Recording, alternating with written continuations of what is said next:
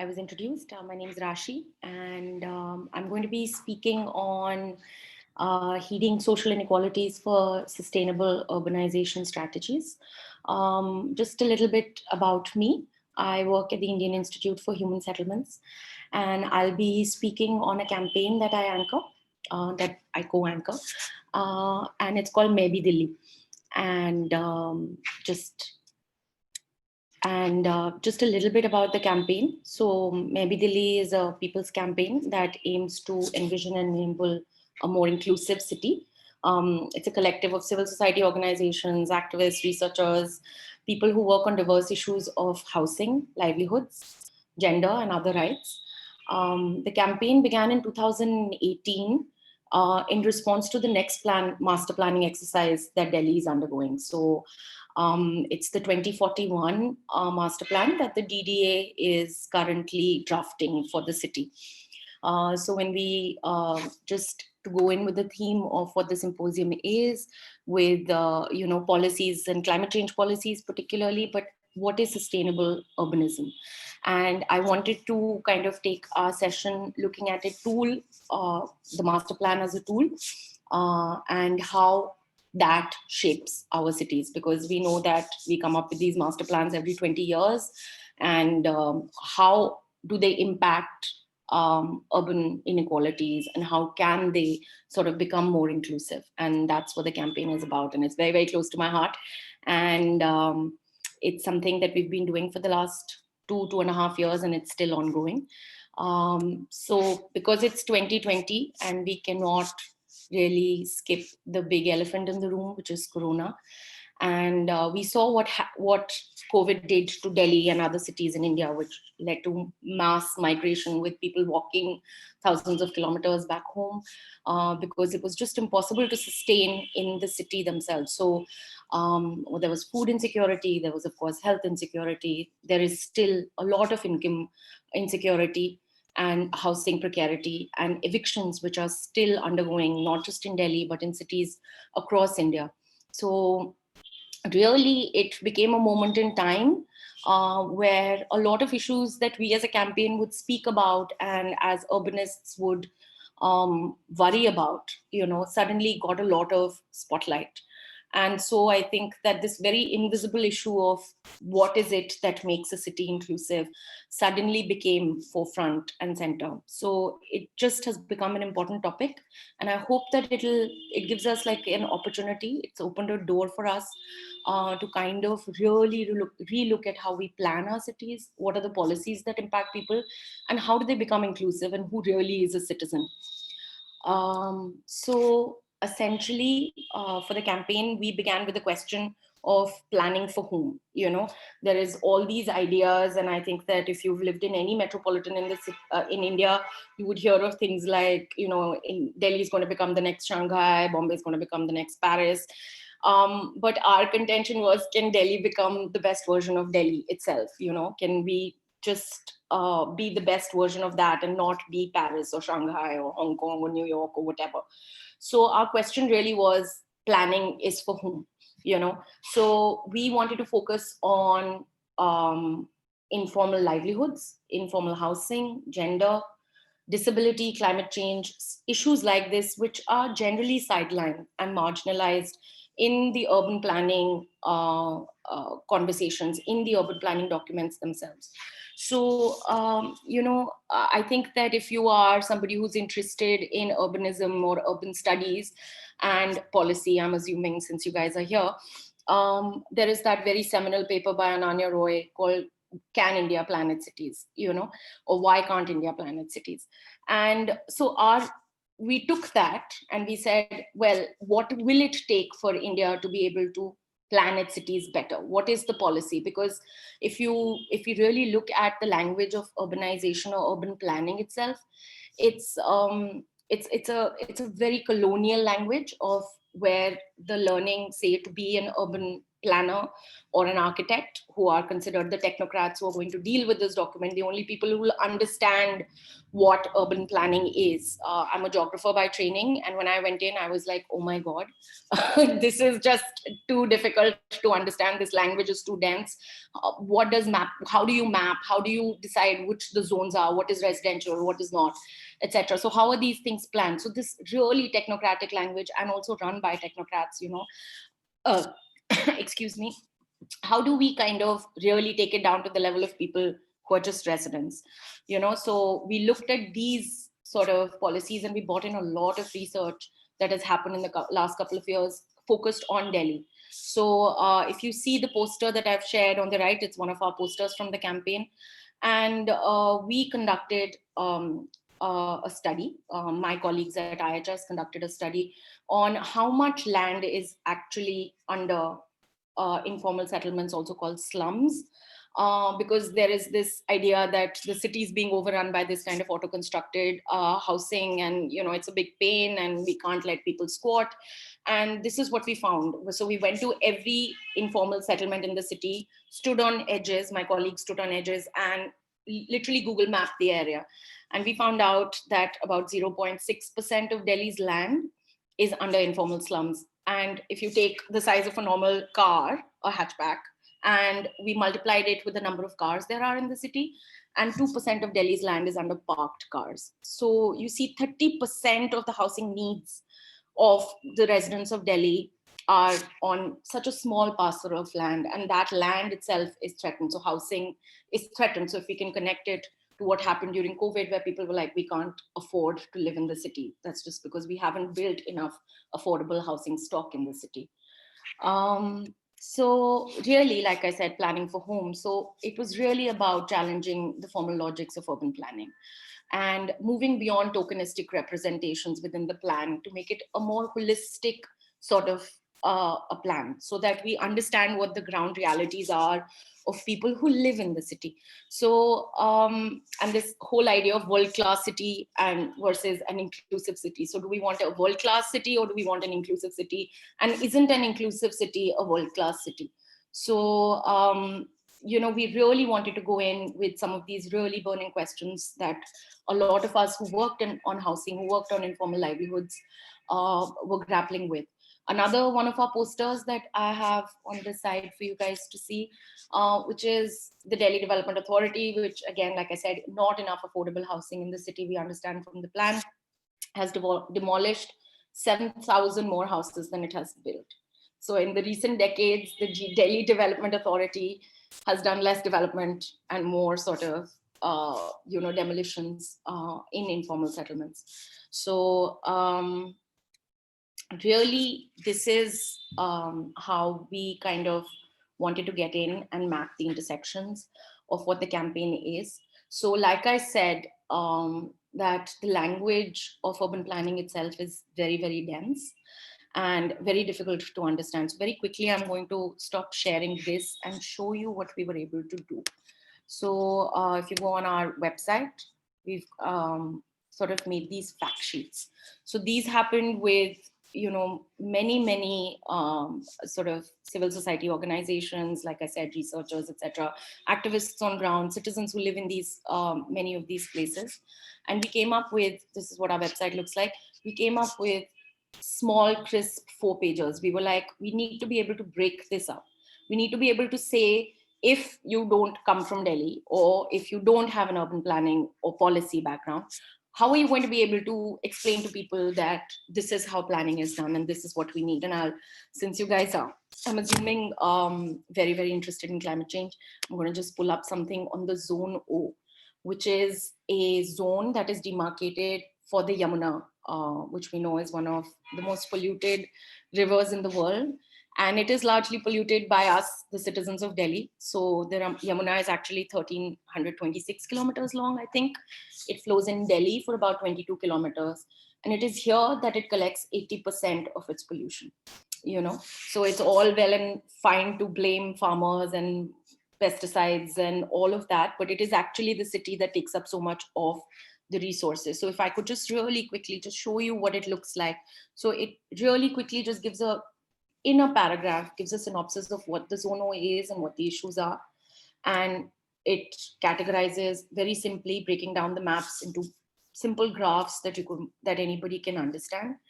And then we just go into key issues. So for Zone O, if I could tell you, there have been evictions that have been going on for a very long time.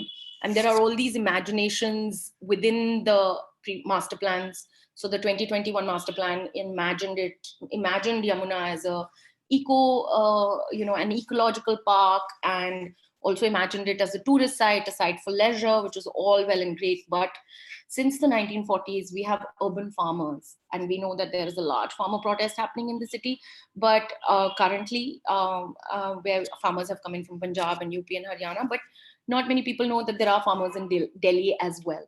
So these farmers who've been living here have been facing evictions repeatedly.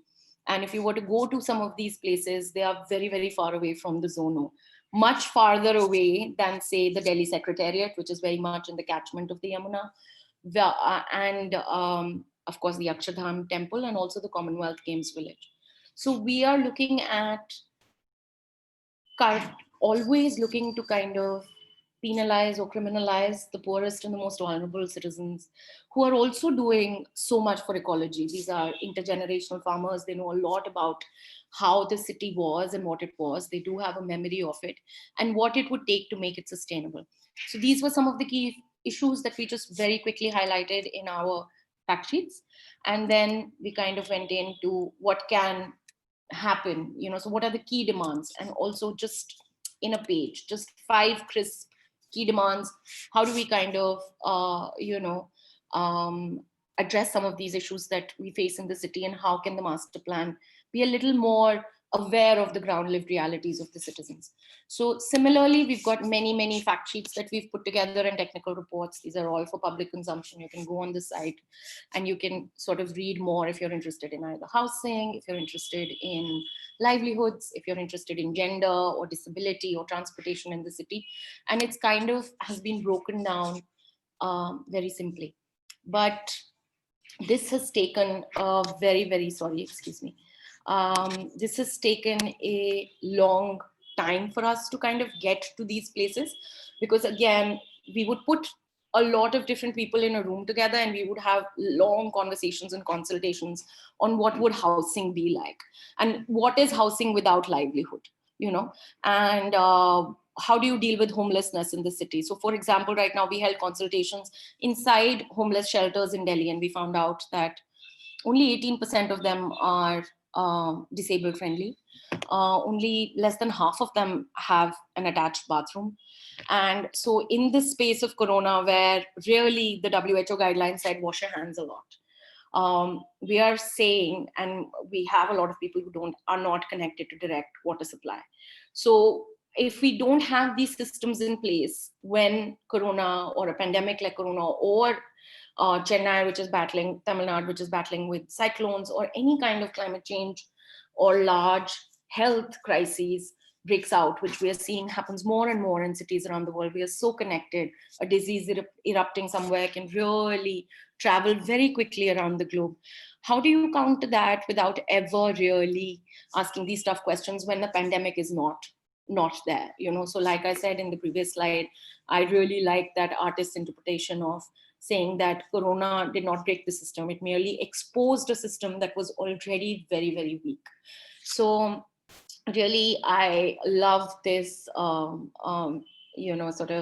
graphic that a cartoonist has done, and it's by the Instagram handle is called Green Humor. You guys, I'd really request if climate change is something that you enjoy, you'd really like this cartoonist's work. I have put links below, and I'll be sharing this presentation so you can go on there and see his work. It's really what intersectionality looks like. So for us, we would talk about livelihoods, and we would say that street vendors need to be lined up somewhere, or we need to have night markets. And suddenly we'll have women saying, if you're going to have night markets, where is the safety and security for us? How are we going to be able to do this? If you're going to look at housing, you would say we cannot deal with it without dealing or with the question of caste, or same with waste management in the city. So if you're looking at the issues of waste pickers, and if we don't think about caste as one of the underlying, or actually one of the intersectional issues that exists there, then how are we ever going to make any gains in a policy like Swachh Bharat? So if we are going to it, and it was really interesting for us to be able to see and have these conversations without actually, and for us as researchers to really break down some of that very dense language. So when we said do mapping, we would really get just chart papers and say, why don't you start making your neighborhood maps? Why don't you look at budgets and where they go? Let's look at a participatory method of planning so that we can actually say, okay, these are the needs and these are intersectional needs. You cannot have housing very far away from livelihood, and you have to have affordable, safe, sustainable transport connecting these colonies. So if you know about the Commonwealth Games, really bleak moment in the history of the city, in my opinion, because there were so many demolitions, because this idea that Delhi must look clean.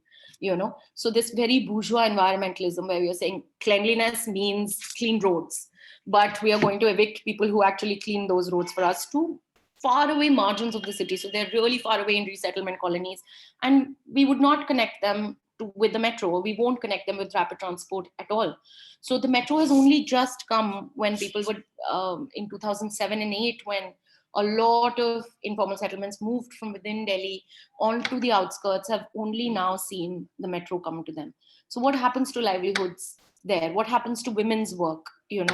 What happens to class, and what happens to ethnicity, and what happens to disability?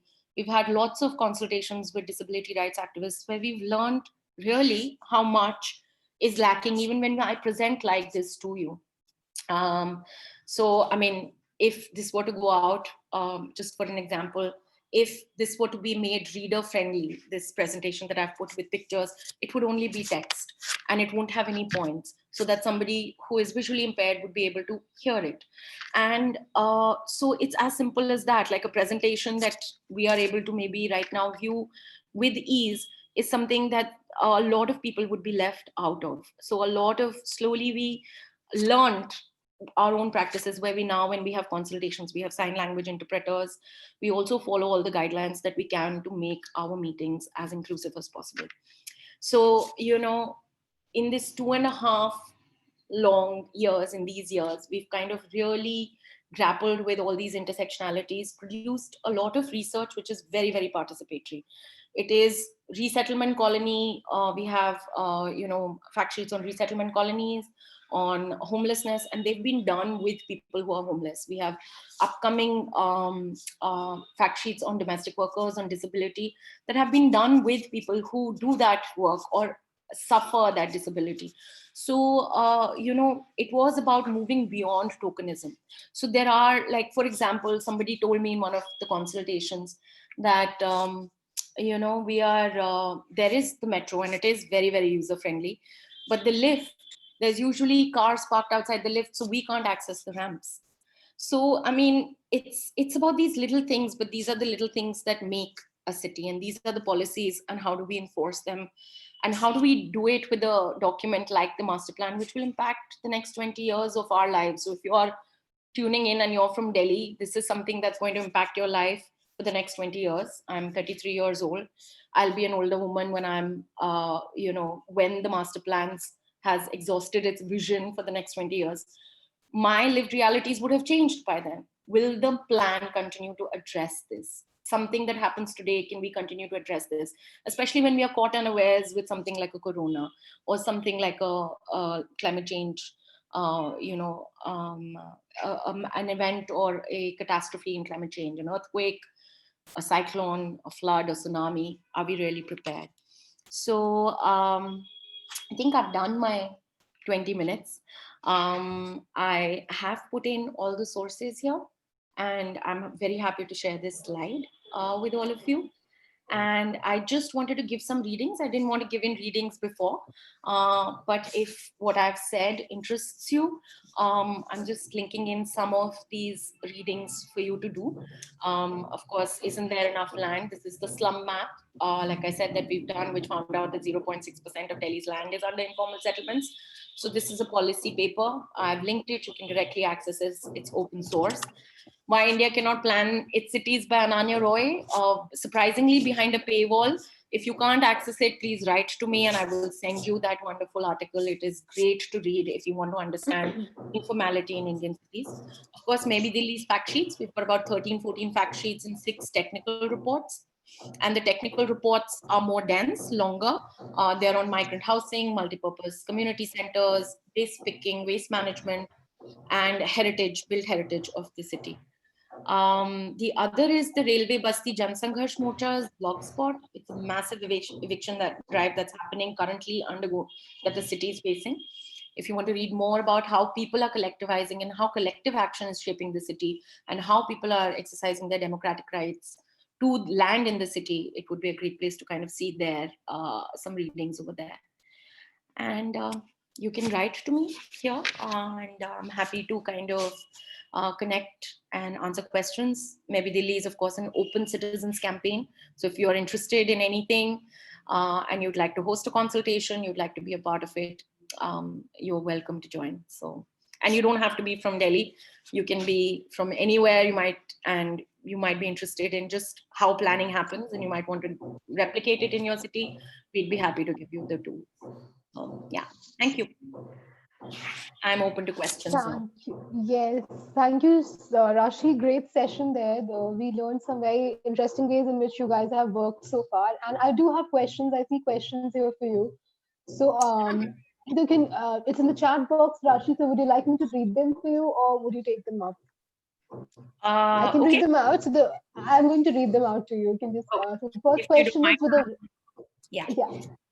with the rising population in Delhi, what are the proposed solutions by the master plan? Because so Pranav says that he has heard that Delhi is planning to extend its NCR boundaries, and that is currently being looked at as the only solution to cope with the accommodating the population of the metropolitan. So, what do you think is a more viable solution in this regard? And yeah. So that is true. So the master plan does take into account the projected rise in population. I do want to say that population, if managed well, Delhi is only the second largest, Delhi NCR is only the second largest urban agglomerate in the world, the first one being Tokyo. So it is very possible to kind of plan, and the master plan does. So it is a Delhi NCR plan. So where maybe Delhi focuses largely on the city, and so does the plan. But the NCR plan looks at rapid transit, it looks at new satellite towns that will come up, and that kind of dispersion. See, that dispersion needs to happen even within the city. So we have a city center and we have city margins, and what we propose are many smaller centers. So within NCR as well. So you have to look at basic things like housing, health, education, leisure, and of course livelihoods. And if these things can be bought in smaller concentric circles within the city, so that every time we don't have to go to a Connaught Place if we have to be in the center of the city, or if I need to access something over there, or they can only be one Ames, So if those kind of dispersions can happen, the NCR is, of course, we're going to have to look at it as the future. But there is also massive sustainability angles there. There's a lot of farmland which we're going to lose when the rapid transits come in. So the master plan, to answer your question, the master plan does look at population rises, and it does try to kind of project what it would be like. And the NCR can or cannot be a blunder. For now, the NCR has been a blunder. So policy-wise, the NCR has not been utilized as much as possible. So if you see even Greater Noida, getting to it and back is quite challenging. And imagine extending that to Meerut. So yeah, it's going to happen. What matters is that it be done not at those macro scales, but at micro scales. So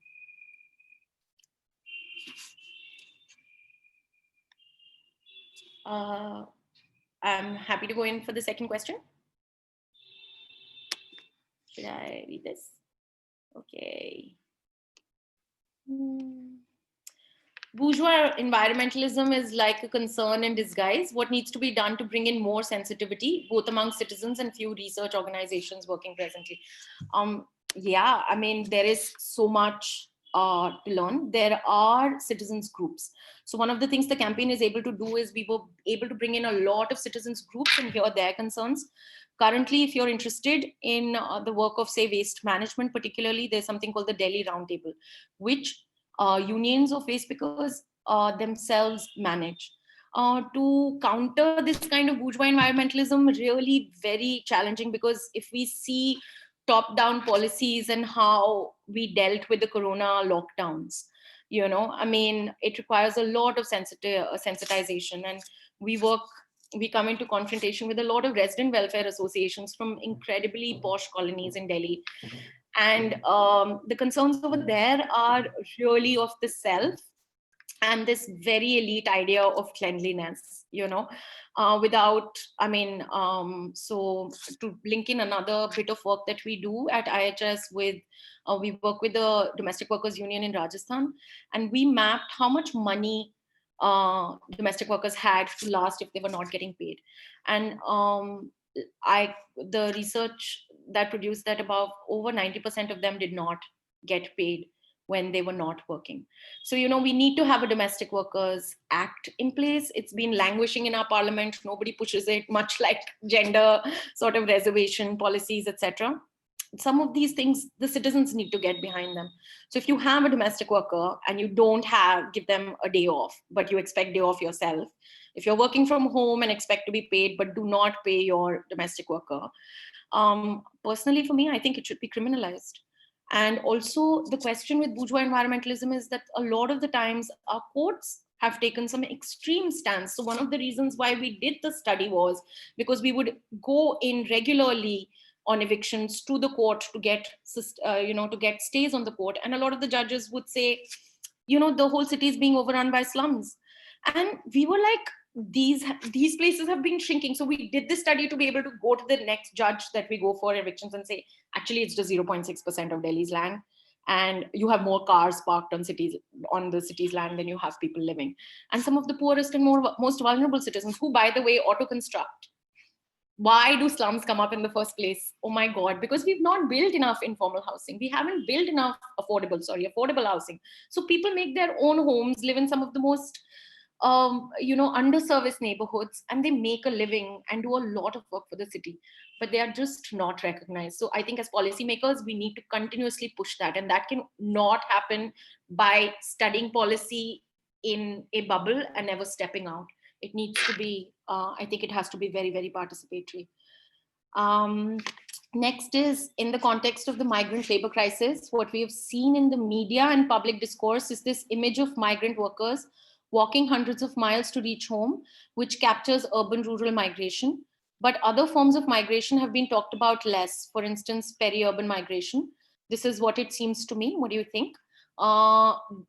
Do you think we need to initiate a discussion how we see migration and the entire public discourse around it when we consider policy making in urban spaces? Yeah, I think that peri-urban migration is also very true. And there is, what happens with peri-urban migration or peri-urban movement is that people come in for shorter periods. So they choose not to live in the city because it's very expensive. There's lack of affordable rental housing. And they choose to travel from peri-urban areas into the city for daily work. Now, when we were imagining the NCR, as a great imagination, we're making a plan for it. When the state lockdowns were imposed, we could not get into Gurgaon. You could not get into Ghaziabad. People were stopped at the borders. So, we have this imagination of a flowing city in the form of the National Capital Region, but actually the state jurisdictions come in multiple times. And the peri-urban migration where people got stuck. So we did deal with a lot of people who just couldn't go home for a month, or just we had to find housing for them in the city where we were working during the crisis. And we found out that there's no concept of a migrant. hostel. So that is something that we have, and if this is something that interests you particularly, you can look at our migrant hostel technical proposal that we then immediately put together and presented to the NIU and DDA and said, this is something that you need to start thinking about. So we need to have, if we have working women's hostels, we need to be able to have migrant worker hostels as well, where people can park themselves for smaller periods of time till they find rental housing, or in a situation of crisis when they just cannot pay the rent and are evicted. And I think you said initiate discussion on how we see migration. Absolutely. And migration is, I think, globally such a checkered thing, you know. I mean, I myself have had the opportunity to go and do my master's in the United Kingdom. And so when I'm there, I'm a migrant, right? But when I'm in Delhi, I wouldn't want to consider other people's, you know, I mean, it's the same people. Again, it's that kind of class blinkeredness that we have in India, you know, where all of us are privileged here, where when we go to USA or any other place, we'll be like, oh my God, you know, there's so much racism against brown people. And oh my God, there is, you know, we don't get work visas, etc. And when it comes to our own cities and our own country, we see tricky, you know, sort of conversations around race. We just don't even do it in India, do we? Like, I mean, it is only when we have young women or young men who are from the Northeast, who are really sort of picked and said, no, you are the reason that Corona has come. So, I mean, migration is very, very, it has to be discussed. I personally don't know even where to begin when we have people from different states not wanting to live together, or people looking at caste, or people looking at race. So we cannot have housing policies that don't address these things. You know, it's like address the elephant in the room. Say that it is difficult for people of a certain race, a certain caste to get a house in the city, or of a certain gender. And I just don't mean women. So trans men and trans women find it very difficult to find housing in the city. So how do we kind of change that? And who's a migrant and who's not? You know, a lot of people started posting on Twitter something like "Me Too Migrant," but are you really looking at your power when you come in from, say, a very privileged place into another city to work and live? You know, so if I were to migrate to Bombay, um, can I be put in the same you know, sort of bubble or the same kind of a place as, say, a migrant who's a laborer? So those differentiations need to come in.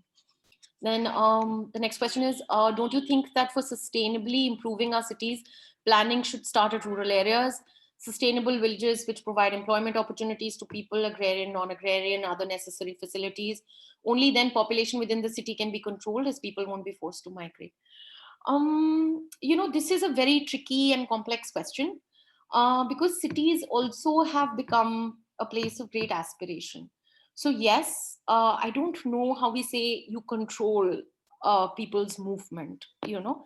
So we do have the Rural Employment Guarantee Act. We, from our work going into the future, we are trying to push for an Urban Employment Guarantee Act as well, and what it can look like. And we'll be presenting that to the Delhi government and to the central government. Um, this control of population, again, in informal places like India, where there is so much informality, I don't see it working. And I don't think that it would be, I don't think that it's also a very sustainable approach, because how do you then keep certain people either in the city or in the village? You know, we've seen these in, we see something like this, which has happened in China. So they have an urban citizens registry called the Hukou.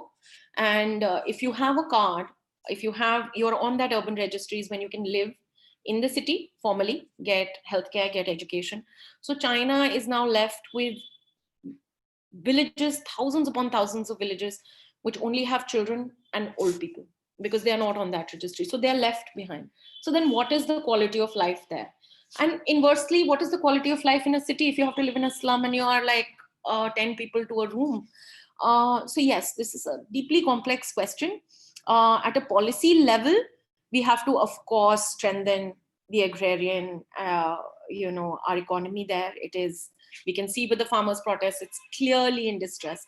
But also our policies are deeply centralizing around cities. And that is one of our colonial hangovers, because their idea of a city, very central, really comes from our colonial experiences, where they wanted to live the colonizers wanting to live in smaller cities where they have all the access, and rural Indians just sort of having to live and fend for themselves.